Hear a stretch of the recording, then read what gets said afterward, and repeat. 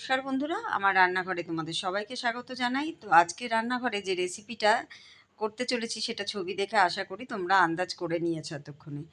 তো হ্যাঁ বন্ধুরা, আজকে আমি তোমাদের সাথে পটলের খোসা বাটার রেসিপি শেয়ার করব। এটা হয়তো অনেকেই জানো। প্রথমেই পটলের খোসাগুলো খুব ভালো করে ধুয়ে নিয়ে গরম জলে সামান্য লবণ ও হলুদ দিয়ে খোসাটা ভাপিয়ে নেব কিছুক্ষণের জন্য। পটলের গায়ে আজকাল অনেক সময় রং থাকে, সেই জন্য খোসাটা একটু ভাপিয়ে নিয়ে খাওয়াটাই ভালো। এবার ওই খোসার সাথে রসুন ও কাঁচা লঙ্কা সামান্য জল দিয়ে একটা পেস্ট তৈরি করে নিলাম। আগে থেকেই সর্ষের তেল গরম করতে দিয়েছিলাম। সর্ষের তেলের মধ্যে দিয়ে দিলাম একটা শুকনো লঙ্কা আর দিয়ে দিলাম কালো জিরা। আর সেই সাথে দিয়ে দিলাম আরও কিছুটা পরিমাণে রসুন কুচি।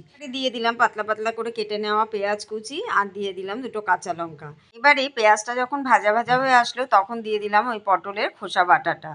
এবার খোসা বাটা দিয়ে দিলাম পরিমাণ মতো লবণ, পরিমাণ মতো হলুদ।